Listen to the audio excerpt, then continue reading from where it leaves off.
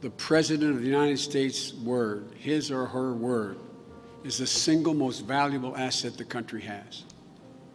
By pulling out of treaty after treaty, reneging on policy after policy, walking away from America's responsibilities, and lying about matters big and small, this president has bankrupted America's word in the world at the moment. The Senate operates based on trust. Whether we are Democrats or Republicans, these 100 senators have to be able to trust that when a senator says something, he or she will do it, even if we disagree on substance, that we don't lie to each other. As a writer, words have been deeply woven throughout my entire life. Constructing ideas and concepts using words is an incredible power. Combined with a large platform, this power can influence the masses either for better or worse.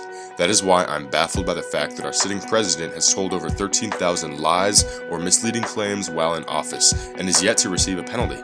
The core issue here is not just with Donald Trump. It is the fact that there seems to be no official repercussions for politicians who are deliberately dishonest. My first thought was that a law should be carefully crafted in order to prevent politicians from lying, without violating their right to free speech. I started by asking pedestrians on the Del Mar Loop in St. Louis if they share my befuddlement, and if so, how they would approach the problem.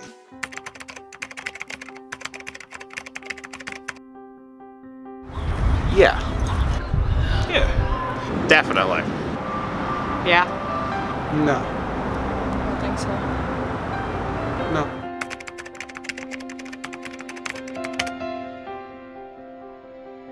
I think a good start would be you have to say where all your money comes from.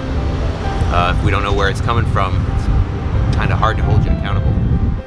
I mean, it's like trying to prevent children from lying or just anyone from lying. There's really no real good way to do that without sounding like a complete animal. So, I mean, I guess if you're caught in a lie, I guess you lose your job. I guess I don't really know what else to do there. I guess politicians don't really have jobs in the normal sense. So I guess ban you from being a politician. I wouldn't really know where to begin with that question because it's a lot like how do you prevent anybody from lying? I guess you could place some regulations on an office. But again, I mean, what does that say about us that we have to do that in order to be sure that, I mean, the people that we elect are telling the truth? So I don't really think that there is one easy solution to that. I think you're going to have to really do a deep dive on what makes people tell the truth and just trust in the people that you elect and really think about them as people. Would they lie to you? I think we should run for office ourselves if we believe that we wouldn't lie as politicians. The people with whom I spoke on Del Mar provided insightful responses, but demonstrated one fact above all else. There is no simple, concise legal way to prevent a politician from lying. How can falsehoods told by politicians be limited without restricting the rights of free speech?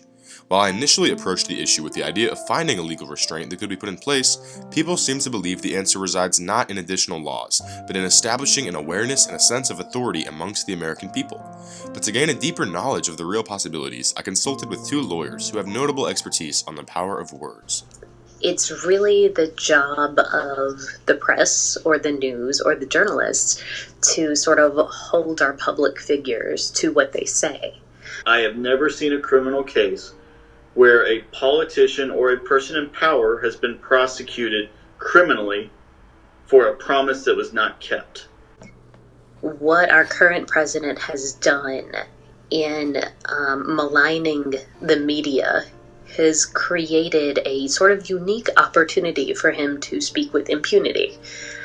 There may not be a legal consequence, but there should be a moral consequence. There should be a lack of trust in that politician from that point forward. Considering that we can't accomplish gun reform, I don't know that any free speech reforms are on the horizon. The way we traditionally in society find a moral center is to go through some sort of crisis. I mean, I think you saw this occur in history at different times, and America always seems to have righted itself. The only other way to regulate it is through self-regulation. And that would mean that people have to come back to center somehow and unite behind a particular issue. And in the past, that's been depressions or wars, and at least for the United States. Yeah. So sadly, I see a way of being able to do this, and the way to do it is going to be horrific. These legal professionals confirmed the notion that we as a people need to unite. We need to choose our leaders more wisely and hold them more accountable. I sincerely hope the 2020 presidential candidates address how they will uphold their own personal honesty. My vision for the future includes leaders who prioritize the truth and citizens who ensure the truth stays a priority. A new law restricting dishonesty could end up being abused, could be viewed as biased, and worst of all, would most likely fail at its objective entirely. Which means our greatest hope for the future is to educate one another, determine facts for ourselves, and only give power to the words that matter.